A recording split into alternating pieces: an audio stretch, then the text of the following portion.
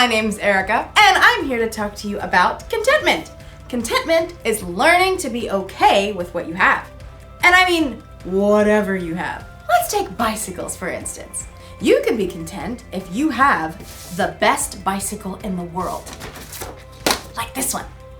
This is top of the line. You could climb a mountain with this bike, and if you get tired of pedaling, it's got a motor that kicks in that helps you keep moving. Or maybe you have a bike like this. You can be content with an old used bike that's been around the block a few times. It may not shine like a brand new bike, but it gets the job done. But here's something that will really surprise you. That's right. You can be content with having no bike at all. It's true! Not everyone in the world has a bike, and lots of those people are quite content without one. In fact, you can be content even if all you have is a box of bike parts. I mean, there's so many uses for a box of bike parts, right? I'm big and you're small. Hey, big guy, are you gearing up for a fight?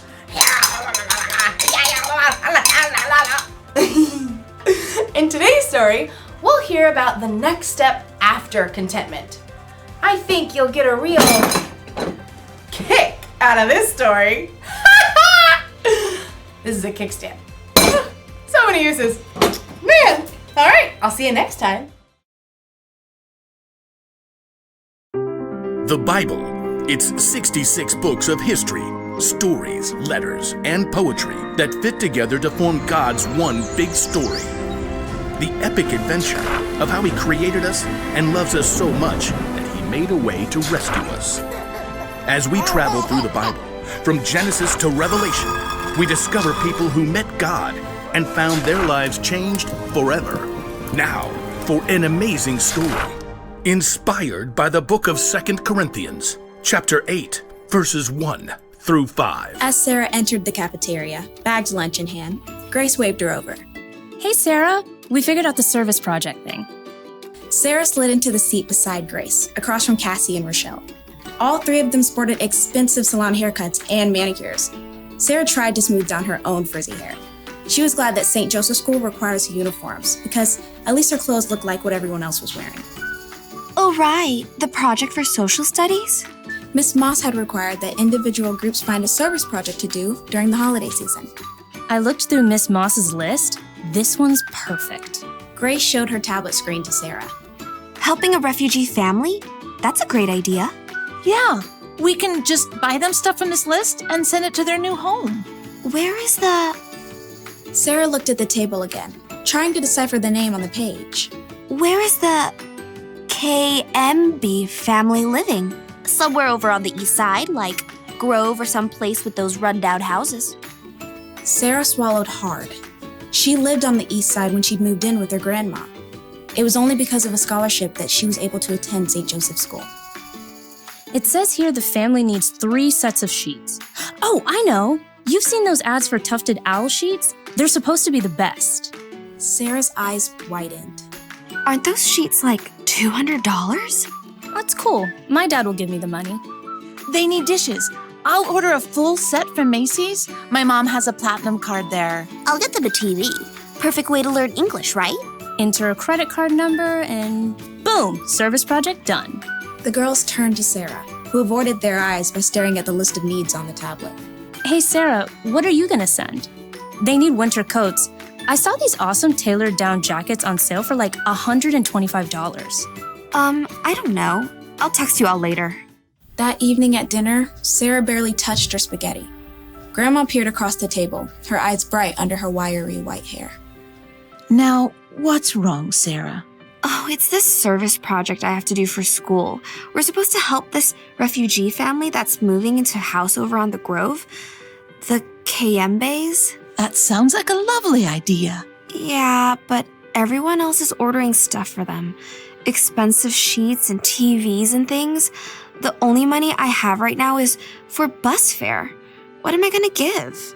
You don't have to have a lot to give a lot. You didn't answer my question. Grandma smiled and reached for the worn Bible that always sat on the kitchen table. No, but St. Paul will. Sarah knew that once Grandma got a scripture passage stuck in her mind, there was no stopping her from reading it. Okay, fine. I'm listening. Let's see. It's right here in 2 Corinthians. Paul was writing to a group of churches. We want you to know about the grace that God has given to the churches in Macedonia. They have suffered a great deal, but in their suffering, their joy was more than full. Even though they were very poor, they gave very freely. In fact, they gave even more than they could. Completely on their own, they begged us for the chance to share in serving the Lord's people in that way.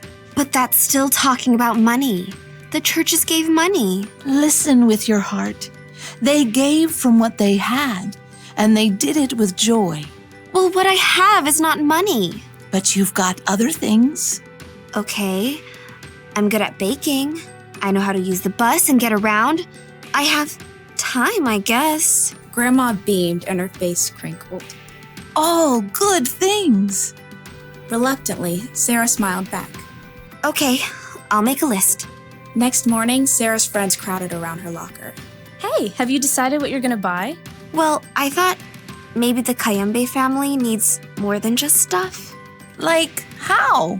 Maybe they need help.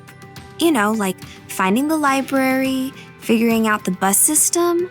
Yeah, I don't know anything about that. But I do. And I Googled and found a number for their caseworker. And she said we could help the Kayembes decorate their new home for Christmas.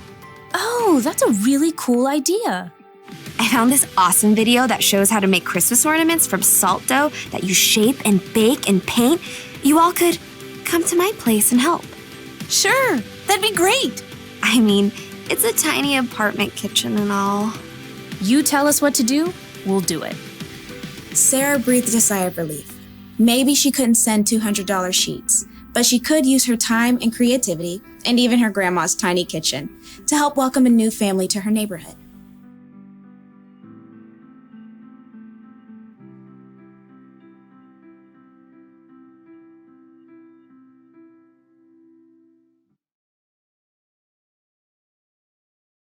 The people in the Macedonian churches didn't have a lot, and yet somehow they were okay with that. They were content. And it was that contentment that made them want to share their time, talents, and resources with others. You see, when you learn how to be content, it makes you really see all the good things you have. You learn to be thankful for what you've been given, and the more thankful you are, the more likely you'll want to share what you have with someone else. Like, maybe I could share these bicycle parts.